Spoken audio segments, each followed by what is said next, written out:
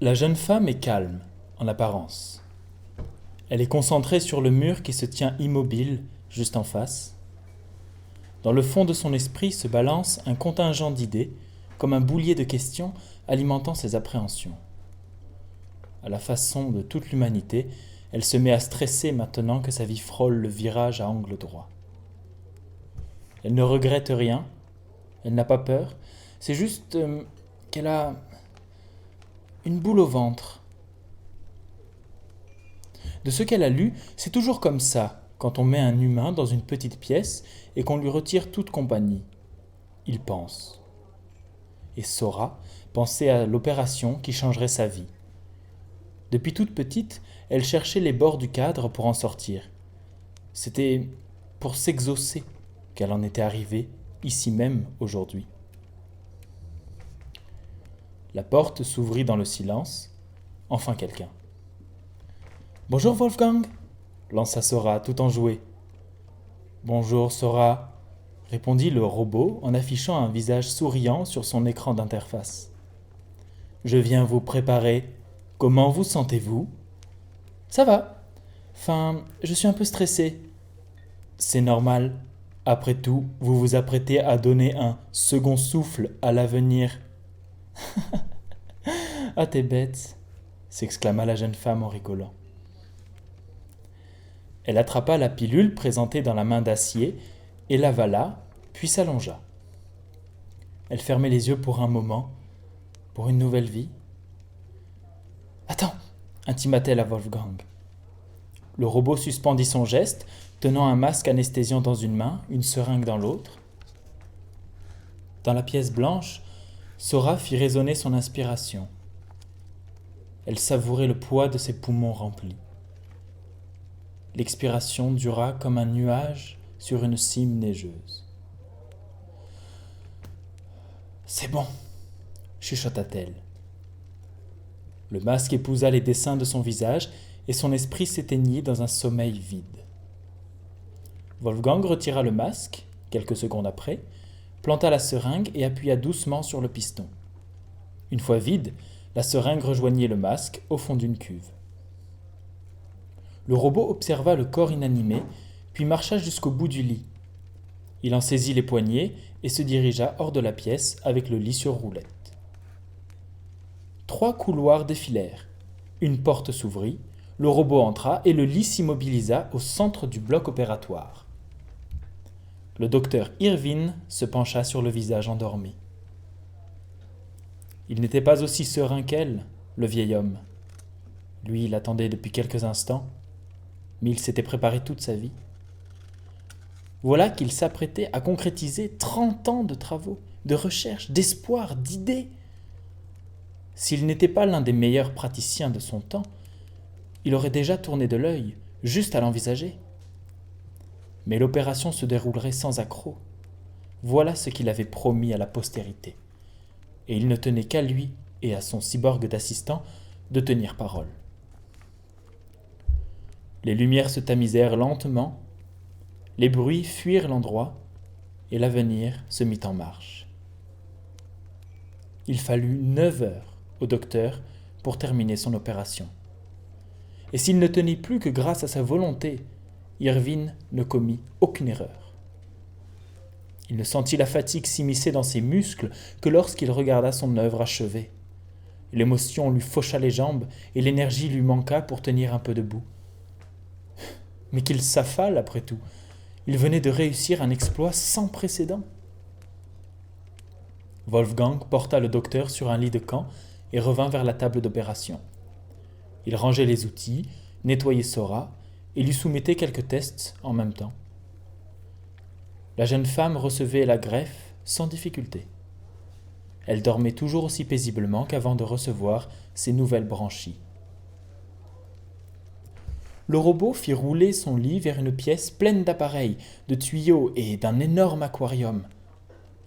À son réveil, Sora passera les prochains jours ici, histoire d'observer le comportement de son corps muté. Wolfgang lui posa des patchs sur tous les nœuds nerveux, sur le crâne et le ventre, et il sortit, toujours en silence. Alors, Sora, vous avez bien dormi demanda le docteur Irvine. Pas trop mal. Je perds le réflexe de lever les bras, alors ça va mieux, répondit la jeune femme. Bonne nouvelle. J'avais peur que vos branchies s'infectent ou se déchirent si elles restaient ouvertes pendant votre sommeil. Donc finalement, ce réflexe fait d'une pierre deux coups. Sora hocha la tête et tendit les bras. Wolfgang lui ajusta une combinaison pleine de capteurs et lui tendit un pince-nez.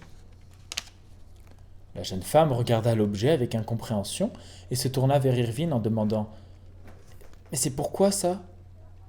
Je n'en ai jamais eu besoin jusque-là. » Oh, ne le prenez pas comme un manque de confiance, Sora.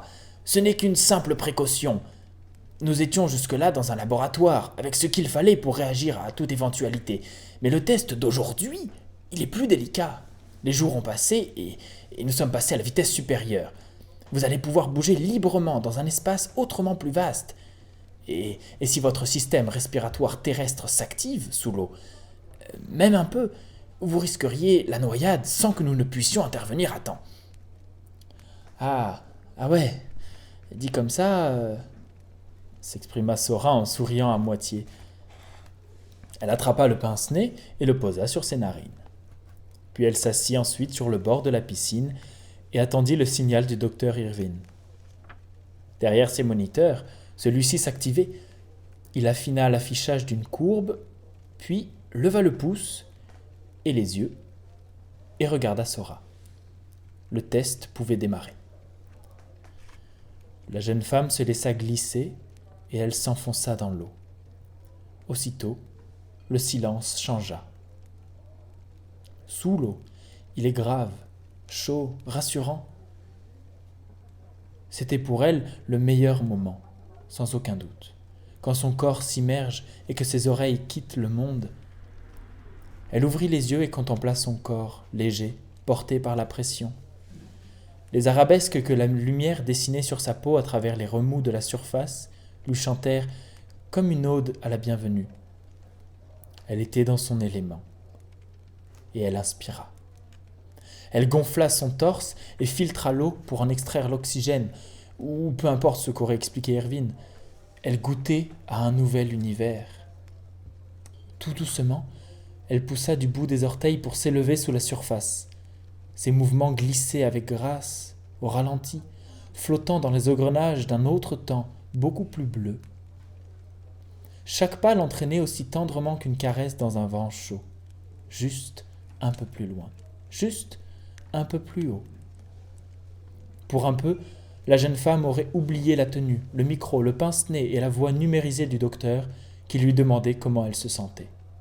« On peut mieux !» articula-t-elle de son mieux. Ses mots nageaient comme elle dans cette lourde pesanteur, résonnant avec timidité au travers des enceintes du docteur. C'était difficile de la comprendre, mais Irvine se foutait royalement de ce détail. Il avait réussi. Chaque test lui mettait les larmes aux yeux. Il pouvait voir sa vie onduler avec amusement dans cette piscine, son œuvre. Un majeur tendu dans le derrière de Darwin. Le travail de Dieu ? Wolfgang prit le contrôle de la station d'enregistrement quand son scientifique de référence se laissa aller à l'émotion. Son écran d'interface demeurait neutre. Et, quelques mois plus tard, vint le grand jour. Enfin. Sora, première humaine aquatique. Son créateur Irvine et le robot Wolfgang observaient la route bretonne disparaître derrière eux. Elle se terminerait sur la plage de la Langue, ainsi nommée par nos ancêtres à cause de la longue avancée sableuse qui coulait entre les deux hautes falaises de ce bout de côte. Longtemps empruntée par les Bretons et les touristes pour descendre à l'océan, la Langue recevrait aujourd'hui un comité sérieux et bien habillé. Bon nombre de sommités biologiques et politiques s'étaient rassemblés pour témoigner du succès d'un seul homme, Irvine. Pendant que les membres des clans journalistiques et scientifiques se prêtaient à leur jeu de flatterie-modestie, Sora s'esquiva. Elle courut discrètement à travers le public local agglutiné en haut des falaises et elle s'approcha du bord. Emmitouflée dans son long manteau, elle contemplait l'océan s'étendre à ses pieds. En un pas, elle y plongeait. Un pas, et elle passait du sel, du vent, de la houle dansante et de l'odeur, de l'herbe et de la roche, au silence de l'eau, le bleu et l'obscurité glacée. Elle sourit en frissonnant. Son pied quitta le sol, défia la gravité un moment, puis se reposa. Et Sora fit demi-tour pour rejoindre Wolfgang, les bras d'acier levés, tenant tenue et pince-nez. Mesdames, messieurs, vous tous ici et même ailleurs, génération future, bienvenue. Je suis le docteur Irvin Ashmill et voici Sora Miller-Jamal. Et là, l'océan Pacifique. Notre nouvelle Inde, l'histoire, aujourd'hui, retiendra les premiers pas humains à fouler l'eau sans crainte. Aujourd'hui, l'histoire s'écrit sans encre, mais avec du sel, et dans les côtes d'une humaine.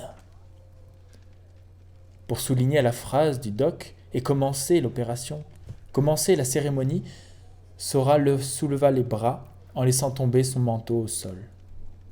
Elle tourna sur elle-même, sous les applaudissements, submergée par les hurrahs des 2 falaises et du comité honorable sur son 31. Elle ne portait que sa tenue de capteur qui laissait transparaître ses branchies.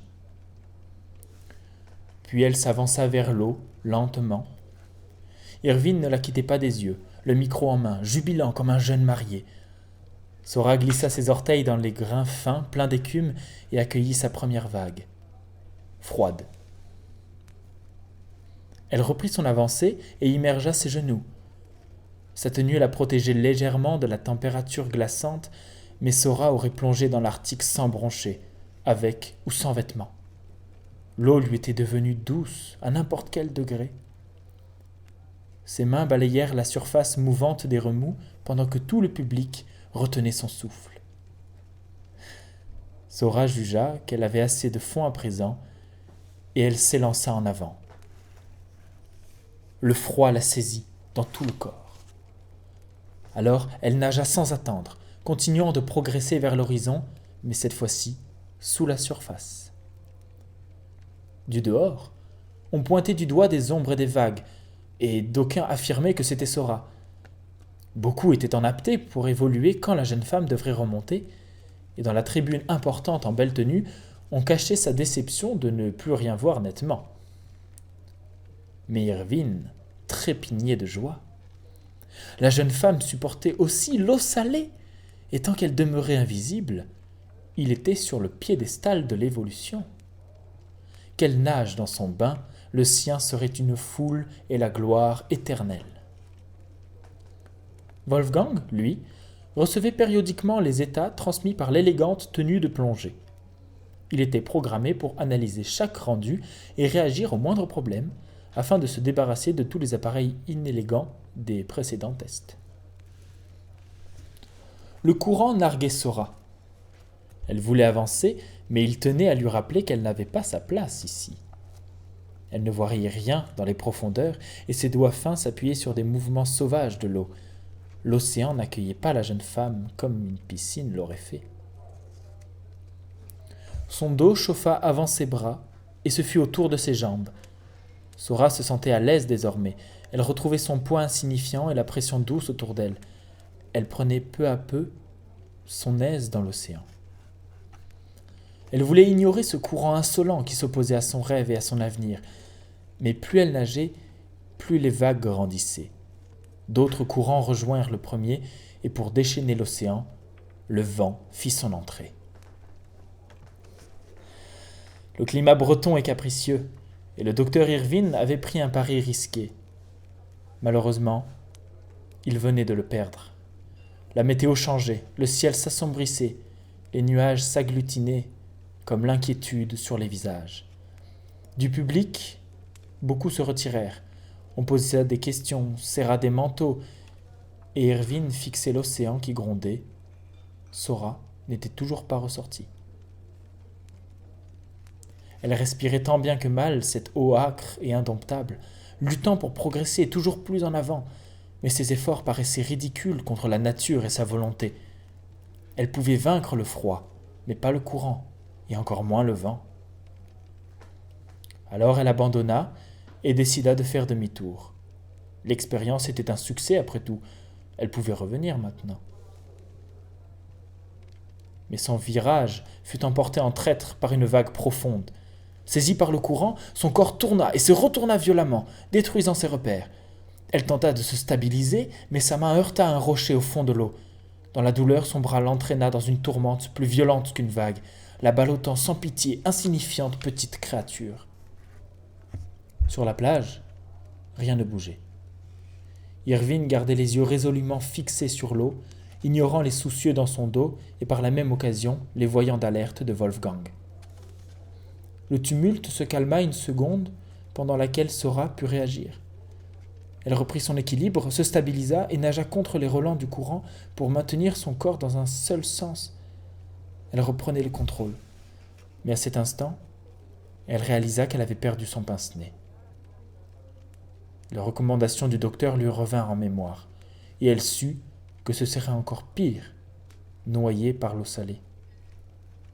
Alors, la panique se saisit d'elle. Elle venait de faire preuve d'un calme époustouflant dans le cœur de son maelstrom, mais ses réserves s'abattirent en pensant que tout pouvait recommencer et s'aggraver. Ses branchies, son corps évolué n'étaient d'aucune utilité si elle avait toujours le risque de mourir sous l'eau. Sa fichue respiration terrestre. Il fallait émerger au plus vite, sortir à la surface, quitter cet enfer aquatique. Sauf que le vent, lui, ne prend aucun repos. Elle ne parvenait pas à s'extirper des vagues, sans cesse ramenée vers le fond, frôlant les récifs, griffée par le sel. L'océan contrôlait les trajectoires que prenait son petit corps, et elle ne pouvait absolument rien faire. L'angoisse prit de l'ampleur dans ses tripes, l'alourdissant, aggravant le désordre de ses mouvements. Et bientôt, la jeune femme fut épuisée, incapable de lutter. La fatalité de ce qu'elle vivait frappa le docteur Irvine quand il réalisa dans quelle situation se trouvait la plage. Presque plus personne ne restait face à l'océan. Seuls lui et Wolfgang maintenaient encore leur attention sur Sora. Et le robot, silencieux, clignotait inlassablement sous tous ces signaux de détresse. Le docteur se précipita sur l'appareil et enclencha le protocole d'urgence. Il s'élança aussitôt après les camions de son équipe. Mais là-haut, ces hommes le calmèrent en lui hurlant qu'il était suicidaire de lancer des canaux de sauvetage sur cette eau déchaînée. Irvine bouillonna de rage, impuissant qu'il était. Il ne pouvait que contempler Wolfgang avancer sans peur, plongeant petit à petit sous les vagues, suivant l'exact même chemin que Sora avant lui. Son corps lourd de métal le rendait plutôt stable. Les courants ne le gênaient qu'à peine. Le robot ajustait régulièrement sa trajectoire pour suivre Sora. Il progressait lentement à cause de sa programmation sous-optimisée pour le sauvetage. Et quand il atteignit enfin la jeune femme, il évalua ses options. Il en avait deux. La ramener sur Terre ou rester avec elle et la protéger. Ses fonctions vitales souffraient, mais pas de profondes blessures, et la tempête pouvait se révéler dangereuse s'il perdait de sa stabilité à cause de son corps. Un détail arrêta le choix purement logique de l'intelligence artificielle. Wolfgang positionna Sora en position fétale, l'enserra de ses bras et de ses jambes et se mit en veille. Il serait assez lourd pour l'empêcher de dériver et il préviendrait d'éventuelles collisions grâce à son corps. Du reste, il était hors de question de la ramener à la surface. Irvine fut foudroyé par une idée. Il sauta dans un camion et alluma tous les ordinateurs qui s'y trouvaient. Il se jeta sur le premier allumé et le connecta au réseau local émis par Wolfgang. Il pourrait suivre son avancée, mais surtout savoir comment allait Sora. Le temps que les données arrivent, l'équipe et le docteur se rongeaient les sangs sous la pluie battante. L'écran s'illumina et le visage d'Irvine se décomposa. Il scruta toutes les données, toutes les interfaces de capteurs, et poussa un soupir de soulagement, ce qui rassura l'équipe à moitié, puisqu'elle ne savait toujours pas comment allait Sora. La journée se termina et la nuit passa, avant que ne s'éloigne la tempête. Sora dormit tout ce temps, éreintée par sa vaine lutte, dans la sécurité des bras d'acier de Wolfgang. Quand l'océan fut d'huile, ce dernier la réveilla doucement. Elle ouvrit les yeux, regarda le visage d'acier et de laide et se rappela qu'elle était sous la surface. Son corps meurtri apprécia largement sa légèreté, et elle quitta le giron du robot pour faire quelques pas au fond de l'eau. Parmi le bleu, tout ce bleu, ce petit goût de sel sur sa bouche. En bas, les vagues ne sont que des souvenirs d'écho. Sora flottait moins qu'elle ne volait.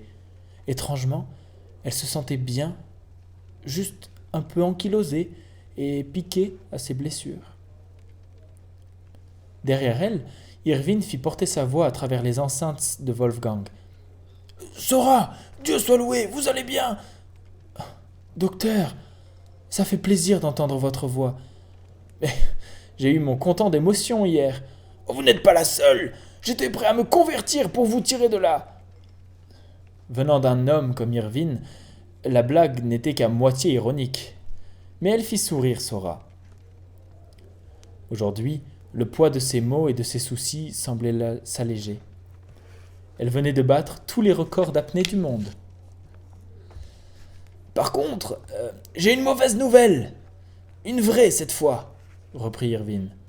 « Vous allez me gâcher la journée avant mon café, docteur ? » ?»« Justement, non. Vous allez devoir vous en passer.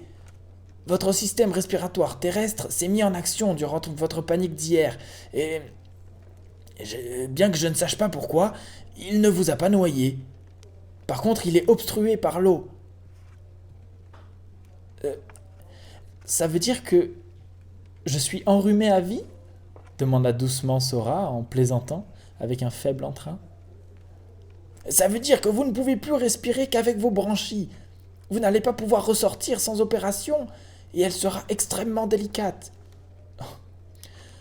Vous ne prenez pas la tête, docteur. Sora se tourna face à l'insondable horizon bleu, et sans faire d'effort pour être entendue, s'adressant à une petite fille, elle dit « Je suis bien là où je suis.